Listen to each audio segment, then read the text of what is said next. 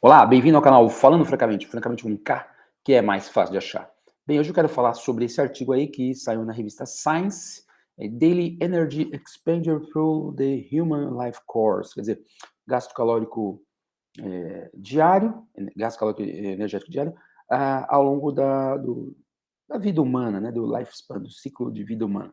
Bem, esse é um trabalho interessante porque eu vou contar para vocês algumas coisas, mas basicamente eles avaliaram, por exemplo, indivíduos de 8 dias a 95 anos, usando um banco de dados muito grande, né, vou dar as características, por exemplo, aqui para vocês terem uma ideia, foram 6.421 pessoas, sendo 64% dessas do sexo feminino, mas foram pessoas de 29 países diferentes, né, com essa faixa aí, com essa faixa etária de 8 a 95 anos. Bem, e aí eles começam comentando que o gasto calórico diário total é uma coisa importante, tanto em termos de saúde como fisiologia, mas não é conhecido como ele se comporta ao longo da vida humana. Daí a ideia deles realizarem esse trabalho, né? Então, eles comentam, por exemplo, que as mudanças não são conhecidas, e que, por exemplo, ele começa a falar na introdução. Bem, ele dá alguns exemplos meio óbvios, né? Que desenvolvimento, crescimento, reprodução, manutenção do organismo, movimento, todos são fatores que precisam de energia. Então, por isso que, como a gente acabou de falar, que o valor calórico total diário é uma coisa essencial, inclusive essencial para a determinação das necessidades calóricas nutricionais diárias, né? Aí ele comenta que a maior análise que tinha sido feita até então em seres humanos contou com um pouco mais de 1.000 indivíduos, mas que só se restringiu à avaliação do gasto metabólico basal, que a gente sabe que compreende em torno de 50% a 70% do gasto calórico total diário, em média, né? Então, aí o bacana do trabalho, tentar falar rapidinho, que eles investigaram a questão da idade, composição corporal, sexo e gasto calórico total. E aí eles descobriram o que, basicamente, né? Que eles determinaram que a existência de 4 fases principais nas quais a gente detecta uma grande mudança significativa dessas variáveis. Então ele fala assim que a primeira fase, the first phase, vai do nascimento só um parênteses. É engraçado que eles usam uma metodologia lá que eles calculam, por exemplo, que durante o crescimento o feto teria uma taxa metabólica, claro, obviamente corrigida pela massa, uma taxa metabólica similar ao do adulto.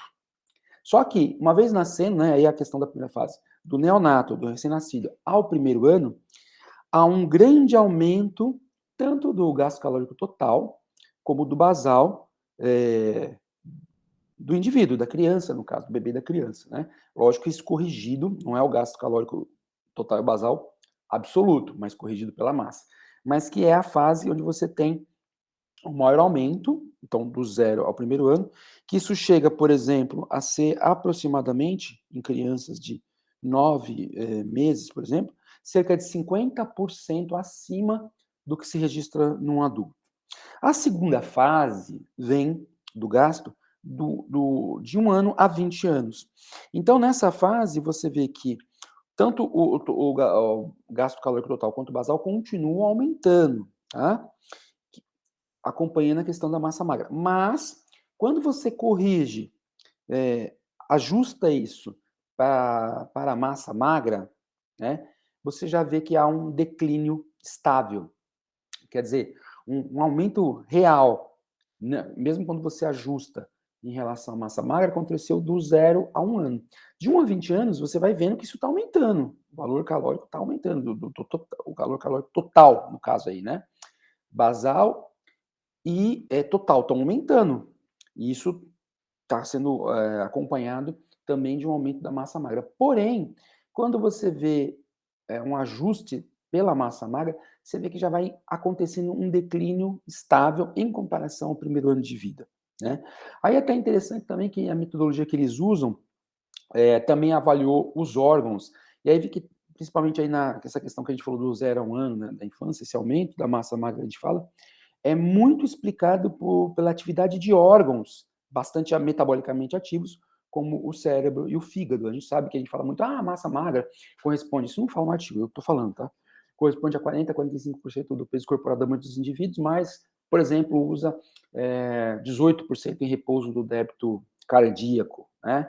Essa demanda de débito cardíaco, ou seja, a demanda energética do músculo, aumenta mais no exercício, mas repouso é baixo. Então, por exemplo, órgãos como fígado, rins, cérebro, fígado e rins individualmente usam mais do que o músculo esquelético. E aqui ele diz, por exemplo, que órgãos, ele cita, né? Não fala dos rins, mas ele fala do fígado e do encéfalo, brain, explicam bastante essa questão do gasto da massa magra. E aí diz que no envelhecimento, parte da diminuição do gasto que eles apresentam na última fase é também devido a uma menor atividade dos órgãos, menor gasto energético dos órgãos, não só massa muscular. Bem interessante, né? Então, a segunda fase, a primeira foi do nascimento até o ano, a segunda fase do 1 a 20 anos, a gente já falou o que acontece com ela, né? E aí, vamos lá. Tá aqui. Então, terceira fase. Tá? Última coisa interessante aí dessa fase do 1 aos 20 anos, que eles não observaram aumento de gasto metabólico basal e total em função da puberdade, ou seja, do período de 10 a 15 anos, apesar do acontecimento da puberdade, não se observou esse aumento. E aí, na terceira fase, que vai dos 20 aos 60 anos, o total metabólico basal e o total calórico diário ficam estáveis, né, diminuindo em relação às duas primeiras fases anteriores, se torna estável dos 0 aos 20 anos. Então, uma coisa que eu até anotei aqui, é muito comum a gente falar assim, depois dos 30 anos cai tantos por cento, já não está batendo, né? A gente fala muito em aula, depois, sei lá, dos 30 anos começa a cair os 40 anos começa tudo a ficar mais lento. Aqui, na verdade, ele está falando, segundo esses dados de água metabolicamente marcada, que inclusive ele fala, olha, a vantagem da água duplamente marcada é que você avalia as pessoas em nível curso, né, na vida real delas, não estão presas no laboratório, elas estão em situação de vida real, o que é interessante, quer dizer, a validade ecológica é maior, obviamente, né?